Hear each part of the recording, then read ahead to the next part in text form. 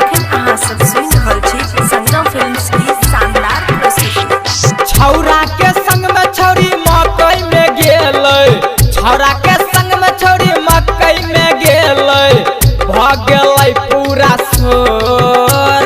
लेते लेते भगलै खेते खेते रे, लेते लेते भगलै खेते खेते रे, लेते लेते भगलै खेते खेते रे, लेते लेते भगलै खेते खेते रे।